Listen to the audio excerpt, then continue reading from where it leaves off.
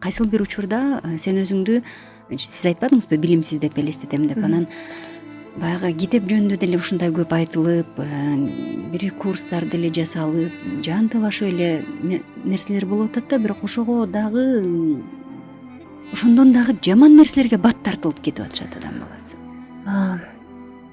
Китеп окууда Мисалы, жаман видеону карасаң 100 миң киши көрөт да. коомдо кандайдыр бир өзүнүн деңгээли калыптанат экен, ар бир этаптарга бөлүнүп. Анан биз азыр ошол изденүү этабындагы коомдордун арасына киребиз деп эсептейм. Менимче бул бир 10-15 жылдын арасында абдан жакшы иргелип, биздин коом билимдүү коом болот деп эмнегедир мен ишенем. Анткени биз аз элбиз. Анан бир нерсени бат үйрөнүп, бат ээрчип кеткен элбиз да. Ошон үчүн мен абдан терең ишенем, ушу китеп сүйүүчүлөрдү, китеп окуганды, билимдүүлүктү ээрчип кеткен коомго айланабыз деп. Анан мен үчүн дагы бир өзүм үчүн ачылыш болду. Мен китеп окуганды эмне үчүн сүйөм деп өзүмө суроо берип көрдүм да. Эми мен моундай көп адамдарга аралашып, коомчулукка аралашканды жаман көрөм. Анан эми мизантроп деле эмесмин, адамдарды жакшы көрөм, бирок негизи коомго аралашканды жаман көрөм. Көрсө, мен абдан маанилүү маек курган адамдарды жакшы көрөт экенмин. Мындай аябай терең бир нерселерди сүйлөшүп отурганды жакшы көрөт экенмин. Анан интуитивно ошондой адамдарды издейт экенмин да. Мындай коомдон ошолорду издеп, анан карган адамдарды аябай жакшы көрөм да. Алардын тажрыйбасы бар да. Анан ушулардын үстүндө ойлонуп көрдүм, эмнеге карган адамдарды жакшы көрөм, аларга чуркап барам. Анан эмне үчүн китепке эле жабышам? Ооруп атсам дагы, ушул машинада отурсам дагы, машинанын китеби өзүнчө, анан жумуштун китеби өзүнчө көрүп жүрөсүз, үйдүн китеби өзүнчө деп коюп алам да. Эми бул атайлап бир нерсе эмес, ушунчалык бир востребованность да. Анан көрсө, ошол эле мисалы Гёте менен, ошол эле Айтматов менен сонун нерселер жөнүндө сүйлөшсөң болот да. Пушкин менен, Толстой менен, көрсө ошондой адамдарды издейт экенбиз, терең адамдарды издейт экенбиз. Анан ошондой сага азыркы сенин коомуңда азыркы учурда ошондой адамдар жоктугунан анан китептин дүйнөсүнө кирип кетет окшойсуң деп ойлоп калдым. Ар бир адам сиз айткандай тереңдикти эңсеп, издеп таппаган үчүн китепке барып, анан кээде өзүңдүн тайыз экениңди, терең экениңди аңдай албаган дагы учурлар көбөйүп, анан негизи эле ар дайым биз мындай бир жаман айтылган нерселерди көңүлдөргө алып, анан ушул мага кызык да, аял катары Айжан Акылбекова эл эмне дейт дегенди кантип жеңдүү болду экен. Сизге дагы ар түрдүү нерселерди айткандар болот, Анан баягы аялдар катары мен ойлоп атам да, азыр эфирдеги кызык болуш керек. Мисалы, биз баары бир коомдо жашайбыз, анан сиз дайыма эле китеп жөнүндө айтып атсаңыз, анан кимдир бирөөлөргө жакпаган дагы жерлер болот экен.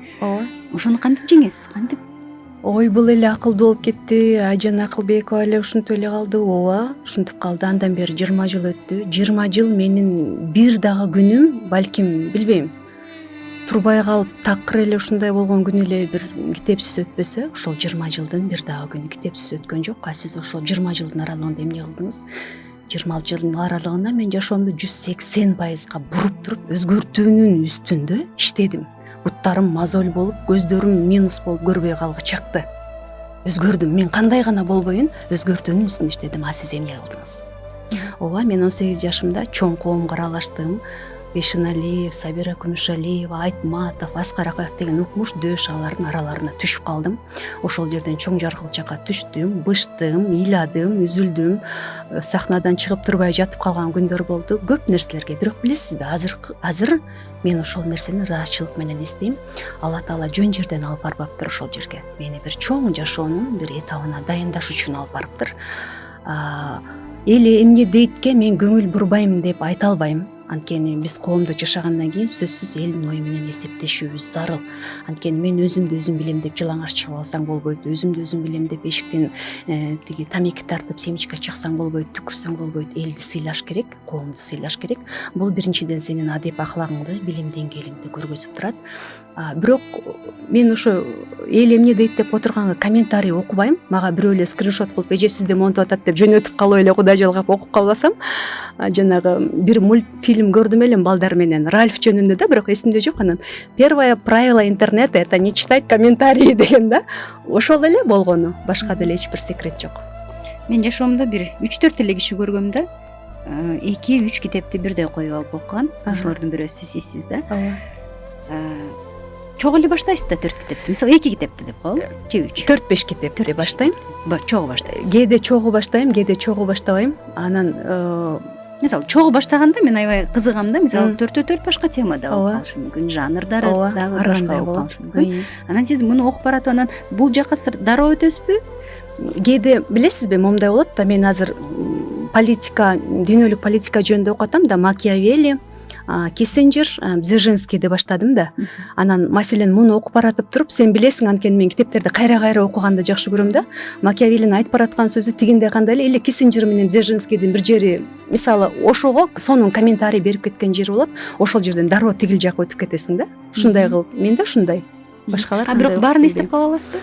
Же жазасызбы? 100% эстеп кала албайм, мен бирок көбүнчө жазып алам. Байкасаңыз кээде Facebook, интернетке дагы кээ бир китептерден деп чыгарып калам. Анда деле бул акылдуу болуп калыптыр дешим мүмкүн, бирок мен ошол билим менен бөлүшкүм келет. Анткени ар бир адамдын өз эрки эмне менен бөлүшкүсү келсе, бирөө ушак менен бөлүшкүсү келип атат, мен болсо билим менен бөлүшкүм келип атат. Менимче бул интернетте ушул эркиндик ушул жери жакшы деп ойлойм.